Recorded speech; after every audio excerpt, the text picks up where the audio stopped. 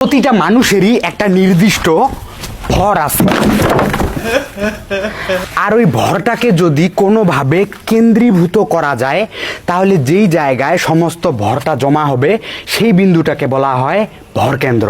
আর কোনো বস্তুর ভরকেন্দ্র যত নিচের দিকে থাকবে ওই বস্তুটা তত বেশি স্টেবল হবে।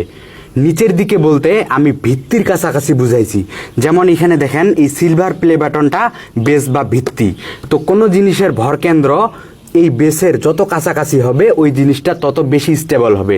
যেমন এখানে দেখেন কাগজের একটা পাইপ আছে, আর পাইপের ঠিক মাঝখানে মানে এই জায়গাটায় আমি একটা মার্বেল ঢুকাই দিছি, মানে এই টোটাল জিনিসটার ভরকেন্দ্র আছে এই জায়গায়। তো আমি এটাকে এখানে রাখলাম। আমার কাছে আরেকটা খালি পাইপ আছে, এই পাইপের মধ্যে আমি এখন একটা মার্বেল ঢুকাই দিব এইখানে, ঢুকে গেছে। তো এই টোটাল জিনিসটার ভরকেন্দ্র হচ্ছে এইখানে, মানে একেবারে নিচের দিকে। এইবার দেখেন কি হয়। এখন যদি আমি প্লে বাটনটাকে একটু হালকা নড়াচড়া করাই তাহলে দেখবেন যেই পাইপের সেন্টার অফ মাস নিচের দিকে আছে সেই পাইপটা কিন্তু সহজে পড়তেছে না, কিন্তু যেই পাইপের সেন্টার অফ মাস একটু উপরের দিকে আছে সেই পাইপটা আগে পড়ে গেল। এখন বলেন তো মানুষের সেন্টার অফ মাস তার শরীরের কোন জায়গায় থাকে? ক্যামেরাম্যান তুই কিন্তু আমার থাপ্পড় খাবি, হুদাই যেখানে সেখানে জুম করতেছিস কেন? আমার ভুল হচ্ছে, ক্ষমা করে দেন।